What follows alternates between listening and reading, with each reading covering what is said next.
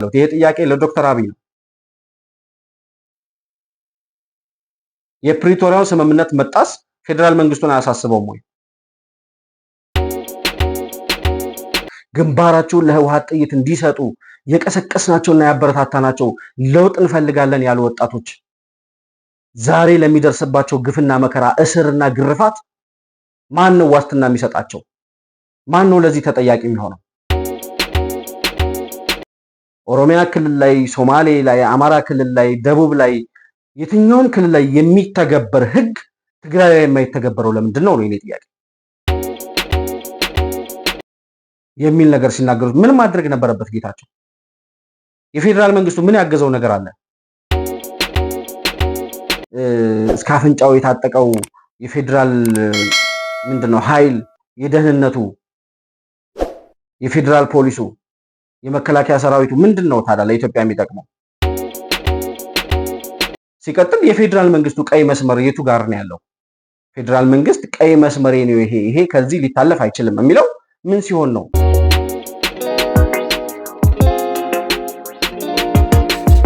ሰላም ጤና ይስጥልን የመሆን መልቲሚዲያ ቤተሰቦች እንደምን አላችሁ? መሆን መልቲሚዲያ በሀገራችን አዲስ ክስተቶች ላይ ለመወያየት ወደ አየር ገብቷል። ከፕሮግራማችን ጋር አብራችሁ እንድትቆዩ የምጋብዛችሁ ብሩክ የሾርቅ አሰፋ ነኝ። እንግዲህ ሰሞኑን አየራችንን የፖለቲካውን አየር ሞልቶት ከነበረው ዜና ውስጥ የህወሓት ዜና ዋነኛው ነበርና አቶ ጌታቸው ረዳ ወደ አዲስ አበባ መጥተው መግለጫ ከሰጡ በኋላ የፌዴራል መንግስቱ ምላሽ ምን ሊሆን ይችላል በሚል ብዙዎቻችን በንቃት ስንከታተለው የነበረው መረጃ ነበረ። እንግዲህ እስካሁን ባለው ሁኔታ ከፌዴራል መንግስት በኩል ይፋዊ የሆነ የተሰጠ መግለጫ የለም። ግን እኔም ከተለያዩ የሚዲያ ምንጮች መረጃውን ለማጣራት እንደሞከርኩት በአቶ ጌታቸው ረዳ ቦታ ጀነራል ታደሰ ወረደ የጊዜያዊ አስተዳደሩ ርዕሰ መስተዳደር ሆኖ መሾማቸውን የሰማ ነው። ከዛ ውጪ ከፌዴራል መንግስቱ የተወሰደ እርምጃ ወይም ደግሞ ያንን ተከትሎ የነ ደብረጽዮንን ህገወጥ አካሄድ ተከትሎ የተሰጠ ውሳኔ አላየንም እና ምን ማለት ነው ይሄ? አንዳንድ ግልጽ ያልሆኑ ነገሮች አሉና ምንድነው እየሆነ እየተፈጠረ ያለውን ነገር የሚለውን ነገር ነው ዛሬ ማንሳት የምፈልገው። ታደሰ ወረደ አንድ ጊዜ ከነጌታቸው ጋር አንድ ጊዜ ከነደብረጽዮን ጋር እየተሰለፈ አቋሙ የማይታወቅ ወደ የትኛው አሰላለፍ እንደሆነ ራሱ የማይታወቅ ሰው ነው። አሁን ጌታቸው ረዳ ወደ አዲስ አበባ ሲመጣ ካፈነገጡት ጀነራሎች ወይም ደግሞ ካፈነገጠው ከነደብረጽዮን ቡድን ጋር ተሰልፈው መቅረቱን ሰምተናል። ታደሰ ወረደ እንደዛ ከሆነ አሁን ያንን ሁሉ ህግ የጣሰው የፕሪቶሪያውን ስምምነት የጣሰው ኃይል ተመልሶ ስልጣን በሱ እጅ እንዲገባ ማድረግ ምን አይነት የፖለቲካ ውሳኔ እንደሆነ ሊገባኝ ስላልቻለ ነው። ወይ ያልገባን ሚስጥር ካለ እንግዲህ ነገ ከነገ ወዲያ ሲገለጥ የምናየው ይሆናል እሱ። ነገር ግን እነዚህ ሰዎች ከፕሪቶሪያው ስምምነት ጀምሮ ዓለም አቀፍ የሆነውን የፕሪቶሪያ ስምምነት ጥሰው ዲዲአርን አናከብርም ብለው ታጣቂዎቻቸው እስካሁን ድረስ ትጥቅ ሳይፈቱ ዛሬም የጦርነት ነጋሪት እየጎሰሙ ባለበት ሁኔታ ሲቀጥል ደግሞ ምርጫ ቦርድን የሚያወጣቸውን ህጎች አልቀበልም ብሎ በራሱ አካሄድ የሚንቀሳቀስ ህገወጥ የሆነ ቡድን አሁን እዚህ ደረጃ ደርሶ ጊዜያዊ አስተዳደሩን ወንበሩን ፈንቅሎ ካባረረ በኋላ ህዝብን እያመሰ እንዲኖር እንደገና መልሶ ስልጣኑን ለነሱ መስጠት ምን አይነት የተሳሳተ እርምጃ እንደሆነ ሊገባኝ አልቻለም እና የፌዴራል መንግስቱ ይሁንታ ከሆነ የፌዴራል መንግስቱን ሽንፈት ወይም ደግሞ ህግ ማስከበር አለመቻልን የሚያሳይ ነው። ነገም ከነገ ወዲያ እንደዚህ አይነት አፈንጋጭ ቡድኖች ህዝብን ማስያዣ አድርገው ህዝብን በህዝብ ላይ ቁማር እየተጫወቱ በቃ እነሱን በህግ ላለመጠየቅ ወይም ደግሞ አይገባኝም። አሁን በህግ የማይጠየቁበት ምክንያት ራሱ ምን እንደሆነ አይገባኝም። እኔ ያ ሁሉ ወጣት እኮ ከነደብረጽዮን አጌንስት የቆመው ከለውጡ መንግስት ጋር አብሮ ቆሞ ለእናንተ ስልጣን ስንል እኛ ራሳችን አንሰዋም፣ እስከ ሞት የምንሄድበት ምክንያት የለም፣ ብዙ ጊዜ ሞተናል፣ ብዙ ጊዜ ተሰውተናል፣ ከዚህ በኋላ ለእናንተ ስልጣን ስንል እኛ ለዊልቸር አንዳረግም ብሎ ሰላማዊ ሰልፍ የወጣው ወጣት ፌዴራል መንግስት ይደርስልኛል ብሎ ነው ከለውጡ መንግስት ጎን የቆመው። ጊዜያዊ አስተዳደሩ በተወሰነ ደረጃ ወደ አዲስ ምዕራፍ እየመጣ ያለ ተራማጅ የሆነ የለውጥ ሐሳብ ይዞ የመጣ ጊዜያዊ አስተዳደር ስለሆነ የጌታቸው ረዳ ቡድን የትግራይ ወጣቶች ከነሱ ጎን ቆመው እነ ደብረጽዮንን ሲጋፈጡ የነበረው ፌዴራል መንግስት ጣልቃ ገብቶ እነዚህን ሰዎች እርምጃ ይወስድልናል፣ እነዚህን ሰዎች ልክ ያስገባልናል ብሎ ተስፋ ስላደረገ ነው። እሺ ዛሬ እነ ደብረጽዮንን ተቃውመው ሰልፍ ሲወጡ የነበሩ ወጣቶች ዕጣ ፈንታቸው ምንድን ነው? እየሰማን ነው። የነ ደብረጽዮን ቡድን እየዞረ በየከተማው፣ በየሰፈሩ፣ በየመንደሩ ወጣቶችን እየዞረ እያሰረ እየገደለም እየገረፈም እንደሆነ እየሰማን ነው። ለምንድን ነው ያ ሁሉ ወጣት ተቃውሞ ከህወሓት ጋር ፊት ለፊት መሳሪያ የታጠቀ ገዳይ ቡድን ጋር ፊት ለፊት ግንባሩን ሰጥቶ እንዲቆም የተገደደው? እነ ደብረጽዮን ላይ እርምጃ መውሰድ ካልተቻለ የጠየቁትን ስልጣን በህገ ወጥ መንገድ ሂደው ፕሪቶሪያውን ስምምነት አንቀበልም ብለው ፌዴራል መንግስት በይሁንታ ያስቀመጠውን ጊዜያዊ አስተዳደር ፈንቅለው የምርጫ ቦርድን ህግ አንቀበልም ብለው ያፈነገጡ ሰዎች ዛሬም ስልጣን እጃቸው ላይ እንዲገባ የተደረገው የትግራይ ወጣት ምን እንዲሆን ነው? ማን ነው ለትግራይ ወጣት እነ ደብረጽዮንን ተቃውሞ ለቆመው የትግራይ ወጣት የሚቆምለት ማን ነው? ማን ነው የሚታገልለት? ማን ነው የሚያድነው ከነሱ ገዳይ ቡድን? እንዴት ታስቦ ነው አሁን ከጌታቸው ረዳ ስልጣኑ ተነስቶ ለታደሰ ወረደ እንዲዘዋወር የተደረገው? የሚመጣው ኮንሲኩዌንስ ታስቧል ወይ? ሲቀጥል ደግሞ ማንም አፈንጋጭ የሆነ ቡድን ህግ አይገዛኝም፣ የፌዴራል መንግስት አይገዛኝም፣ የዓለም አቀፍ ስምምነት ላይ የፈረምኩት የፕሪቶሪያ ስምምነትም አይገዛኝም፣ የምርጫ ቦርድም ህግ አይገዛኝም ብሎ እንደ ልቡ እየፈነጨ ያለ የማይለወጥ እድሜ ዘላለሙን የትግራይን ወጣቶች ሲያስገድልና ሲያስጨፈጭፍ የኖረ ቡድን ዛሬ ድጋሚ እንደገና የትግራይን ስልጣን እሱ እጅ እንዲገባ ማድረግ፣ አንደኛ እነዛ ሰዎች ነገም ከነገ ወዲያ በምንም አይነት ህግ የሚዳኙ ሰዎች ሊሆኑ አይችሉም። ሲቀጥል የፌዴራል መንግስቱ ቀይ መስመር የቱ ጋር ነው ያለው? ፌዴራል መንግስት ቀይ መስመሬ ነው ይሄ ከዚህ ሊታለፍ አይችልም የሚለው ምን ሲሆን ነው? ብዙ መግለጫዎች ሲወጡ ነበር ሰምተናል። ጊዜያዊ አስተዳደሩን መንካት የፕሪቶሪያውን ስምምነት መጣስ ነው። ጊዜያዊ አስተዳደሩን የመቀየር መብት የላችሁም፣ ይሄን ካደረጋችሁ ወደ አላስፈላጊ ጦርነት እንገባለን ምናምን የሚል መግለጫዎች በፌዴራል መንግስቱ በኮሚኒኬሽን ጉዳዮች በኩል እንዲሁም በጦር አመራሮች በመከላከያ ሰራዊት ባለስልጣናት በኩልም እንዲሁም በጠቅላይ ሚኒስትር አብይ በኩልም ሲገለጹ ነበር። እነዚህ ነገሮች ምን ተገኝቶ ነው ዛሬ? ወይስ ምን ተፈርቶ ነው? የትግራይ ህዝብ እንደገና በህወሓት አልፈልግህም ብሎ አደባባይ ወጥቶ የተጋፈጠውን የተፋለመውን የተቃወመውን ያንን ገዳይ ቡድን ድጋሜ ጫንቃው ላይ እንዲቀመጥና ዛሬም ወጣቶቹን እያሰረ እየገደለ እየገረፈ እንዲቀመጥ የተፈቀደለት ፌዴራል መንግስት አቅም አጥቶ ነው? እሺ ይሁን ከተባለ ያ ሁሉ ተቃውሞ ለምንድን ነበር የተደረገው? ያልገባኝ የትግራይ ወጣት ወጥቶ ከነደብረ ጽዮን ጋር ፊት ለፊት ተጋፍጦ እንዲቆም የተደረገው ለምንድን ነበር? ዛሬም እየሰማን ነው። መኪና ያገኘ በመኪና አውሮፕላን ያገኘ በአውሮፕላን በእግሩ መውጣት የቻለ በእግሩ እየወጣ እንደሆነ እየሰማን ነው። ከትግራይ ማን ነው የሚደርስለት ለዛ ወጣት? ለምንድን ነው ከገዳዮች ጋር ፊት ለፊት እንዲጋፈጡ ያደረግናቸው? እኛም አይዟችሁ ብለናል። ዛሬ በጣም ብዙ የህወሓትን ይሄ እነደብረ ጽዮንን ህወሓት ተቃውመው አደባባይ የወጡትን የትግራይ ወጣቶች ደግፈው የቆሙ ብዙ ሚዲያዎች እያዩ ነበር። የምናውቃቸው ትላልቅ የፖለቲካ ትንታኔ ላይ በጣም ብዙ የሚሰሩ የምናውቃቸው ሰዎች የጌታቸው ረዳን መነሳትና የታደሰ ወረደን መሾም ኖርማል አድርገው ነው የሚያወሩት። ለምን ነበር ያ ሁሉ አብዮት ያ ሁሉ አመጽ ሲደረግ የነበረው ትግራይ ውስጥ? መጀመሪያ ለምን አልተሰጠውም ለደብረ ጽዮን? እኔ ነኝ የህወሓት መሪ ሲል ለምን አልተሰጠውም ነበር? ህዝቡ አጌንስት ሳይቆም ጥርስ ውስጥ ሳይገባ ወጣቶች ጣት ሳይቀሰርባቸው በፊት በቃ በባርነት እየኖሩ ነው። በህወሓት የባርነት አገዛዝ በዛው አገዛዝ እንዲኖሩ ለምን አልተደረገም? ማንን ተማምነው ነው ወጣቶቹ ሰልፍ የወጡት? የፌዴራል መንግስት ያንን ወጣት ከነደብረ ጽዮን ገዳይ ቡድን የማዳን ግዴታ የለበትም ወይ? ምን አይነት የፖለቲካ ኮንሲኩዌንስስ ውጤትስ ያመጣል ይሄ? ደብረ ጽዮንና ታደሰ ወረደ የፌዴራል መንግስትን ፍላጎት ያስፈጽማሉ ተብሎ ታምኖባቸው ነው ዛሬ ስልጣን የተሰጣቸው? ከሻዕቢያ ጋር ሂደው ተመሳጥረው ከሻዕቢያ ጋር አብረን ሁነን ፌዴራል መንግስቱን እናስወግዳለን እያሉ እንቅስቃሴ የጀመሩ ሰዎች ምን ተፈርቶ ነው? ወይስ ምን ታስቦ ነው?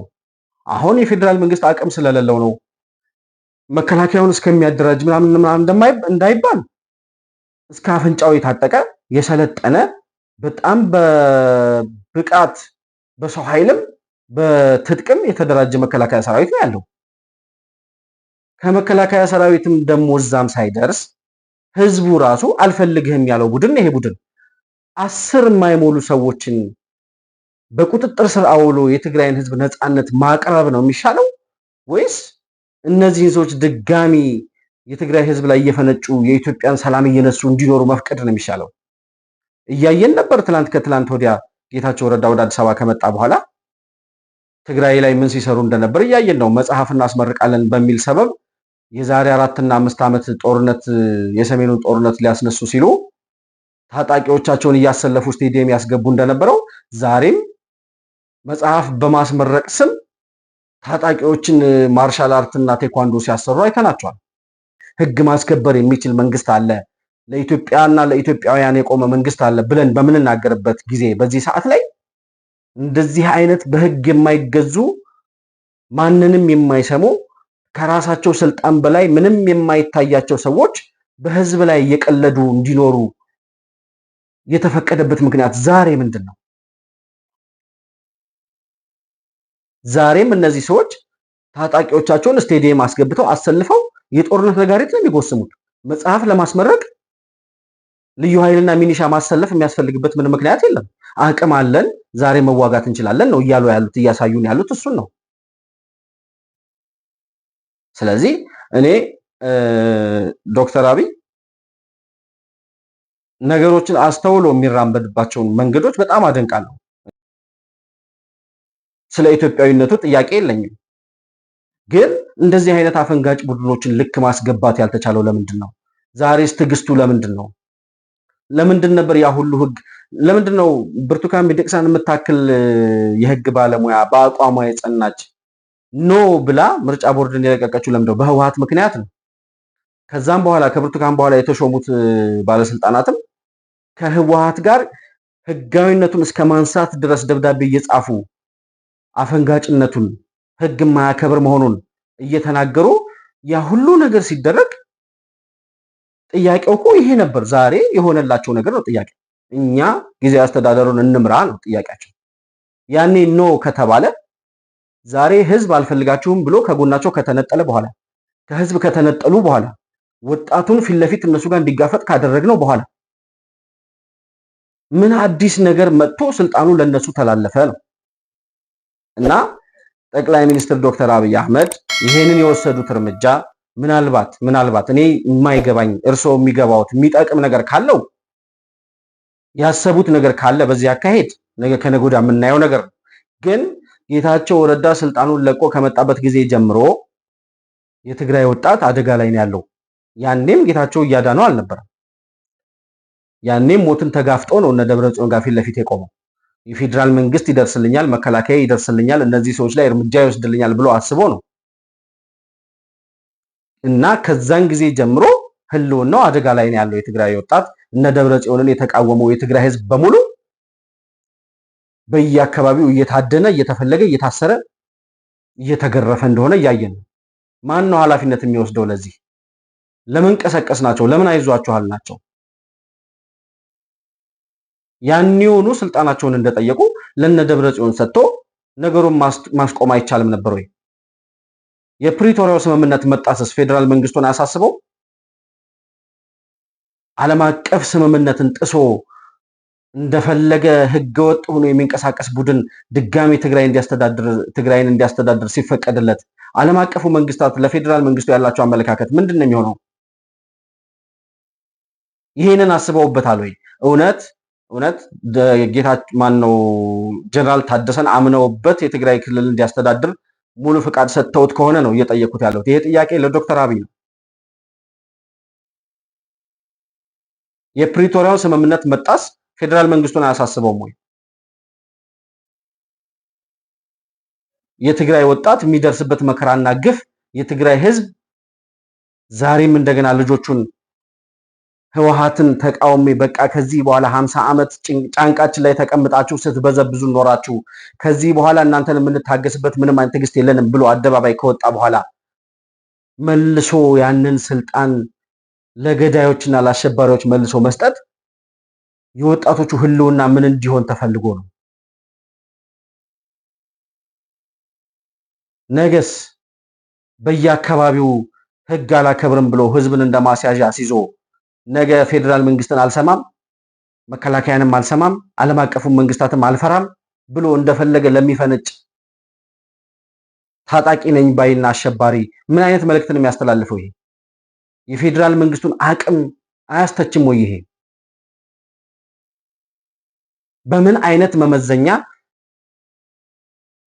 ተመልሶ የትግራይ ህዝብ በአፋኙና በገዳዩ የህወሓት እጅ ውስጥ እንዲወድቅ እንዴት ይፈቀዳል? በምን መመዘኛ ትክክል ሊሆን ይችላል? ሲቀጥል አንዳንድ ሚዲያዎች ጌታቸው ረዳን ሲወቅሱና ሲተቹ ሰምቻለሁ። ጌታቸው ረዳ ስልጣኑን በአግባቡ መጠቀም ስላልቻለ፣ ህግ ማስከበር ስላልቻለ፣ መጥቶም ደግሞ እዚህ በሰጠው መግለጫ ላይ በራሱ ጊዜ ያመናቸው ነገሮች ስላሉ በራሱ ጊዜ ስልጣኑን እንዲለቅ ራሱ ባወራው ራሱ በሰጠው ቃለ መጠይቅ ስልጣኑን ለቋል የሚል ነገር ሲናገሩት ምን ማድረግ ነበረበት ጌታቸው? የፌዴራል መንግስቱ ምን ያገዘው ነገር አለ?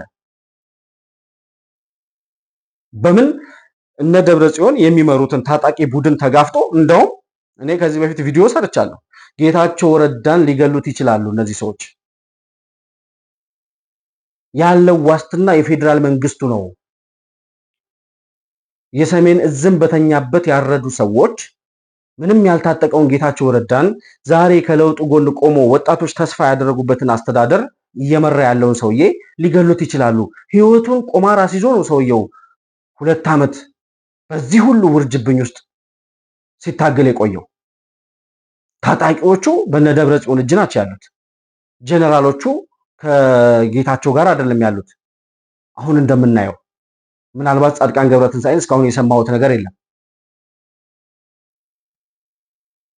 ምንድነው ማድረግ የነበረበት? ሞከረ። የዲዲአሩ ስምምነት እንዲፈጸም ከፌዴራል መንግስት ጋር አብሮ ሆኖ ወደ ለውጥ ለመምጣት ሞከረ። እኛ ሁሉ ተስፋ እንድናደርግ ያደረገን እኮ የጌታቸው ረዳ እንቅስቃሴ ነው። የጌታቸው ረዳ ወደ ለውጥ መምጣት፣ ጦርነት አንፈልግም ማለት፣ ከዚህ በኋላ የትግራይ ወጣት የሚሞትለት ህወሓት የለም የሚለው አቋሙ ነው ጌታቸውን የለውጥ መሪ ነው እንድንለውና ከጎኑ እንድንቆም ያደረገን። ይሄ ሰውዬ ግን ለራሱ እንኳን ህይወት የሚከላከልለት ዋስትና እንኳን አልነበረውም። እንኳን አይደለም የትግራይን ህዝብ ነፃ የሚያወጣበት አቅም አይደለም ራሱን የሚያስተዳድር ራሱ ገብቶ መውጣቱን እንኳን እርግጠኛ ያልነበረ ሰው ነው። በዛ ሁሉ ሂደት ውስጥ 2 ዓመት ሲታገል መቆየቱ ቴንኪው ሊባል ሲገባው እዚህ መጥቶ በሰጠው መግለጫ ስላመነ ያ ጥፋቱ የሱ ሆኖ በቃ ክልሉን ልታስተዳድር ስላልቻልክ ተብሎ ከሆነ የተነሳው ከዛ ቦታ ላይ ፌዴራል መንግስቱ ምንድነው ያገዘው? የፌዴራል መንግስቱም እኮ ከጊዜያዊ አስተዳደሩ ጋር አብሮ ሆኖ በጋራ የመሰረተው ጊዜያዊ አስተዳደር ነው። ጊዜያዊ አስተዳደሩ በምንድን ነው እነዚህ ሰዎች ሊያስቆማቸው ይችል የነበረው? ጌታቸው ፌዴራል ልዩ ኃይሉ በሱ እጅ ነበረ? አልነበረም። የፌዴራል ፖሊሶች ነበሩት? አልነበሩትም። የታጠቀው ኃይል በሙሉ የነ ደብረ ጽዮን ነው። መከላከያ ሰራዊት ከትግራይ ከወጣ ቆይቷል። ራሱ ጌታቸው ረዳ ሲናገር ሰምተናል። ታዲያ የታጠቀውን ኃይል አፈንግጦ በዘረኝነት በድድብና በድንቁርና የቆመውን የነ ደብረ ጽዮን ቡድንና እነሱን የሚሰማውና የሚከተለውን ታጣቂ ቡድን በምን አቅሙ ነው ጌታቸው ሊያስቆም ይችል የነበረው? ማን ነበር ይሄን ኃላፊነት መወጣት የነበረበት? እኔ እኮ ጥሪ ያላቀረብኩት የፌዴራል መንግስቱ ራሱ ኃላፊነት ስላለበት የኔን ጥሪ ይፈልጋል ብዬ አላስብም ማለት። እውነት ነው ፌዴራል መንግስቱ ራሱ በኃላፊነት ያቋቋመው በጋራ ያቋቋመው ጊዜያዊ አስተዳደር እስከሆነ ድረስ ራሱ ገብቶ እርምጃ መውሰድ ነበረበት እስከዛሬ ድረስ ፌዴራል መንግስት። ያ ሳይሆን ቀርቶ ጭራሽ ጌታቸው ተወቃሽ ሆኖ ማስተዳደር አልቻልክም ተብሎ ከሆነ በእውነት ይሄ የፌዴራል መንግስቱን ነገ ከነገ ወዲያ በስህተት የሚያስተች ነው። የዶክተር አብይንም ማስተዳደር ምናልባት ወደ ስህተት የሚመራ ውሳኔ ነው ብዬ ነው የማስበው። እጁ ላይ ምንም ጠቅላይ ሚኒስትር አብይ አህመድ እኮ ከዚህ በፊት ገና እንደተመረጡ ሲናገሩ ሰምተናል። ቢሮ ከፍተው የሚያስገቡኝ እነ ጌታቸው አሰፋ ነበሩ ብሏል። ታዲያ ጌታቸው ረዳን ምን ሊያደርጉት እንደሚችሉ እነ ጌታቸው አሰፋ እንዴት ማሰብ ያቅተናል? ጌታቸው አሰፋ እኮ መቀሌ ነው ያለው። በቀደም አይተናቸዋል። መጽሐፍ ምረቃ ብለው ወታደር አሰልፈው ስቴዲየም ሲጨፍሩ ከፊት ለፊት ተሰልፈው የነበሩ ሰዎችን አይታቸዋቸው ከሆነ እና አባዲ ዘሙ ማለት በህወሓት ጊዜ በጣም መስራች ከሚባሉት ታጋዮች ውስጥ አንዱ ነው። አባዲ ዘሙ ይባላል። ብዙ ጊዜ ሚዲያ ላይ አይቀርብም። የኢፈርት ሀብት በሙሉ ሊባል በሚችል ደረጃ የኢፈርትን ሀብት በስሙ ይዞ ያንቀሳቀስ የነበረ የነመለስ ዜናዊና የነአቦይ ስብሃት ባሪያ ወይም ደግሞ የነሱ ቀኝ እጅ የነበረ ሰው ነው አለ። ዛሬም አንድ እጁ ተቆርጧል። ትግራይ ላይ ማነው በትግሉ ዘመን በ17 የትግል ዘመናቸው ቆስሎ ደርግ ጋር በነበረው ጦርነት እጁ ቆስሎ ራሳቸው የህወሓት ታጋዮች ናቸው እጁን በመጥረቢያ ቆርጠው እንዲተርፍ ያደረጉት። አሁን ያን የተቆረጠ እጁን ይዞ አለ የትግራይ ወጣቶችን ድጋሚ አካል ጉዳተኛ እያደረገ ዛሬም እያሰለፈ መጽሐፍ እያስመረቅኩ ነው ይላል። እነዚህ ሰዎች ጋር ነው ጌታቸው ረዳ የነበረው። ስለዚህ ምን እንዲያደርግ ነበር የተፈለገው? ጌታቸው ረዳ ነው እሱ የጀመረውን የለውጥ መንገድ አበረታቶ ወጣቱን ከጎኑ አሰልፎ አፈንጋጩን የነደብረ 10 አይሞሉም እኮ እነደብረ ጽዮን 10 የማይሞሉ ሰዎች የትግራይ ህዝብ በቃኝ ብሎ ሁላችን ስንጠብቀው የነበረው ነገር እውን ሆኖ የትግራይ ህዝብና ህወሓት ተለያየ፣ ህወሓት ተንሳፎ ቀረ ብቻውን ብለን እነደብረ ጽዮን ይሄ ዘረኛው፣ ገዳዩ፣ አፋኙ፣ ሌባው፣ ዘራፊው ቡድን መጨረሻው ደረሰ ብለን ተስፋ ስናደርግ እንደገና ተመልሶ ስልጣን ለነሱ ተመልሶ እነሱ ጋር በባዶ እጁ የለውጥ መንገድ ጀምሮ እነሱ ጋር ሲጋፈጥ የነበረውን ጌታቸውን እንደገና ተወቃሽ ልናደርገው ይሄ ትክክል አይደለም። ይሄ በምንም አይነት መመዘኛ ትክክል አይደለም። ምናልባት እዚህ ውስጥ ሌላ የፖለቲካ ቁማር ካለ አላቅም፣ ያልገባኝ ነገር ካለ እሱን ነገር ከነገ ወዲያ የምናየው ነው የሚሆነው። ነገር ግን ጌታቸው ረዳ ተነስቶ ታደሰ ወረደ እዛ ቦታ ላይ ተሹሞ እነ ደብረ ጽዮን አሁን ጌታቸው ረዳ አልሰራውም ያላችሁትን ስራ ታደሰ ወረደ ይሰራልኛል ብላችሁ ብሎ ፌደራል መንግስት ተስፋ አድርጎ ከሆነ እኔ አላቅም ምን አይነት ሞኝነት እንደሆነ ሊገባኝ አይችልም። እና ተስፋ ያስቆርጣል። አንዳንድ ጊዜ የሚታየው ነገር ተስፋ ያስቆርጣል።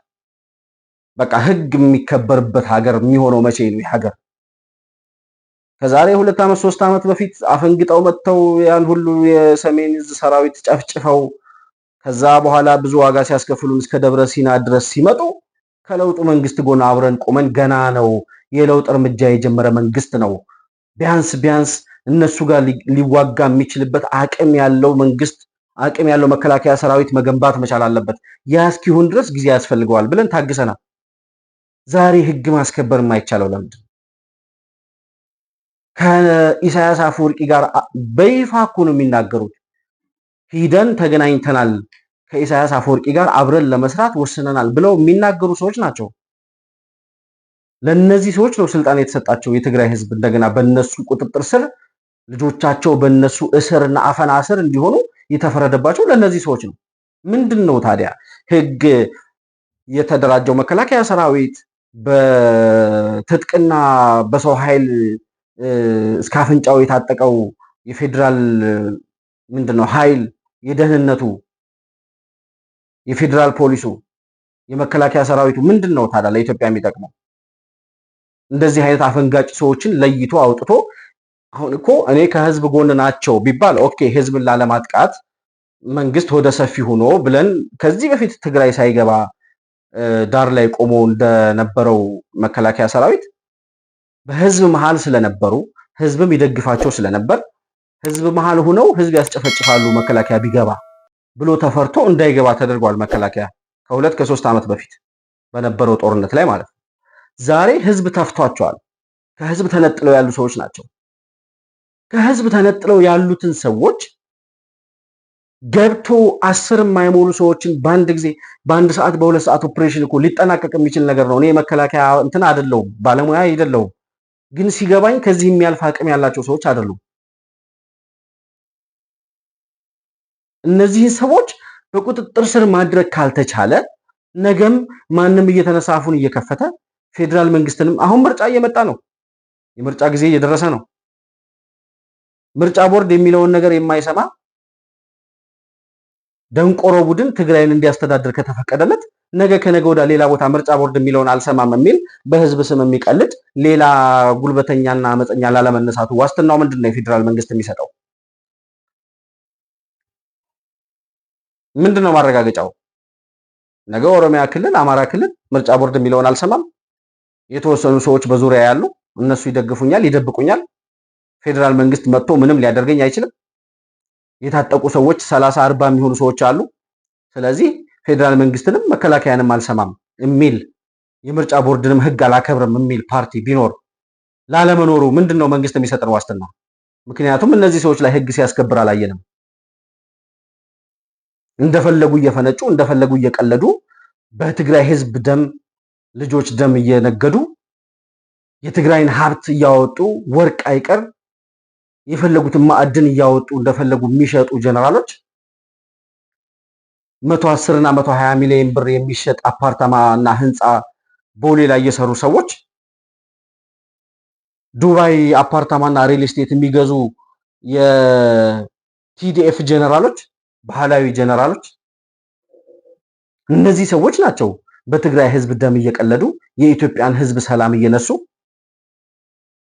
ዛሬም እንደገና ለሌላ ዋጋ እንዲያስከፍሉን እድል እየተሰጣቸው ያለው። እኔ የጦርነት ጉጉት የጦርነት ሱስ የለብኝም። ማንም ሰው እንዲሞት አልፈልግም። መከላከያ ሰራዊትም በእርስ በርስ ጦርነት ዋጋ እንዲከፍል አልፈልግም። ግን ደግሞ ሀገር የምትባል አለች፣ ኢትዮጵያ የምትባል ሀገር አለች። ኢትዮጵያ በምትባል ሀገር ውስጥ ሁሉም በህገ መንግስቱና በህግ የሚመራ መሆን መቻል አለበት። ኦሮሚያ ክልል ላይ፣ ሶማሌ ላይ፣ አማራ ክልል ላይ፣ ደቡብ ላይ የትኛውም ክልል ላይ የሚተገበር ህግ ትግራይ ላይ የማይተገበረው ለምንድን ነው የኔ ጥያቄ። ያውም ደግሞ ህዝብ አልፈልግህም ያለው ፓርቲ፣ ህዝብ አልፈልጋችሁም ያላቸው ቡድኖች ዛሬም በህዝብ ላይ እየቀለዱ እንዲኖር የተፈለገውና የተፈቀደላቸው ምን ለማትረፍ ተፈልጎ ነው?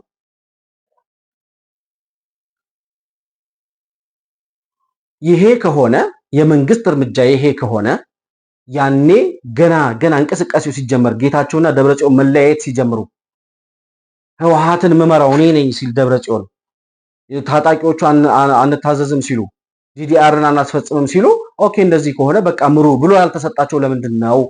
ይህን ጥያቄ መመለስ አለበት መንግስት። ሁለተኛው ጥያቄ ከህወሓት ጋር ፊት ለፊት ቆመው እንዲጋፈጡና እንዲታገሉ ግንባራቸውን ለህወሓት ጥይት እንዲሰጡ የቀሰቀስናቸውና ያበረታታናቸው ለውጥ እንፈልጋለን ያሉ ወጣቶች ዛሬ ለሚደርስባቸው ግፍና መከራ፣ እስርና ግርፋት ማን ነው ዋስትና የሚሰጣቸው? ማን ነው ለዚህ ተጠያቂ የሚሆነው? ማንን ተማምነው ነበር ከህወሓት ፊት ለፊት የቆሙት? የፌዴራል መንግስት እነዚህን ወጣቶች ገብቶ ማዳን ካልቻለ ማን ነው ሊታደጋቸው የሚችለው? እነ ደብረ ጽዮን ይኸው በዚህ በሁለት በሶስት ቀን እንኳን እየሰማን ነው በየአካባቢው የሚታሰሩና የሚገደሉትን ወጣቶች። ነገ ከነገ ወዲያ ሊያደርጉ የሚችሉትን ነገር መገመት ቀላል ነው። ህግ ማስከበር ማለት ምን ማለት ነው? የመጨረሻው ጥያቄ። ምርጫ ቦርድን የማይቀበል ፌዴራል መንግስቱን የማይቀበል ዓለም አቀፍ ስምምነትን የሚያፈርስ እድሜ ልኩን ከጦርነትና ከእልቂት ደም ከማፍሰስና ከመዝረፍ ከሌብነት የማይወጣ የስልጣን አምሮት ጭንቅላታቸውን ያሰከራቸው ደንቆሮች እነዚህን ሰዎች በቁጥጥር ስር ማድረግ ካልተቻለ ዛሬም እነ ደብረጽዮን ዛሬም እነ አባዲ ዘሞ ዛሬም እነ ጌታቸው አሰፋ በኢትዮጵያ ህዝብና በትግራይ ህዝብ ላይ እየቀለዱ የሚኖሩበት ዘመን እስከመቼ ይቀጥላል? ዶክተር አብይም ፌዴራል መንግስቱም ይሄንን ጥያቄ መመለስ መቻል አለባቸው እና በጣም ያሳዝናል። የጌታቸው ረዳ ከጊዜያዊ አስተዳደሩ መልቀቅ አለመልቀቁ አይደለም። ይህን 2 ዓመት ለምንድን ነው ስንታገል፣ ስንጽፍ፣ ስናወራ ህዝቡ በህወሓት ላይ የትግራይ ህዝብ በህወሓት ላይ እንዲነሳ ስንቀሰቅስ የኖር ነው ለምንድን ነበር ነው? ለዚህ ከሆነ በጣም ያሳዝናል። ይህን ብቻ ነው ማለት የምችለው እና የሚሆነውን ነገር ከነገ ወዲያ እናያለን። በዚሁ ይቀጥላል የሚል እምነት የለኝም። ማለት እንዲህ ሆኖ ማንም አፈንጋጭ ሆኖ ማንም ህግ እየጣሰ ማንም እንደፈለገ እየፈነጨ የሚኖርባት ሀገር ትሆናለች ብዬ አላስብም። በእርግጠኝነት ዶክተር አብይ ያሰበው ሌላ እቅድና ግብ ይኖረዋል ብዬ አምናለሁ። የሚሆነውን ነገር አብረን እናያለን። የመሆን መልቲሚዲያ ቤተሰቦች የዛሬው ሐሳቤ ይሄ ነው። መሆን መልቲሚዲያን ላይክ፣ ሰብስክራይብ እና ሼር በማድረግ ቤተሰብ መሆናችሁን እንዳትዘነጉ፣ ለሌሎችም ተደራሽ እንዲሆን እንድታደርጉ በአደራ ጭምር ላሳስባችሁ እወዳለሁ። በፌስቡክ እና በቲክቶክ ላይ ብሩክ የሺወርቅ አሰፋ በሚል ስም ታገኙኛላችሁ።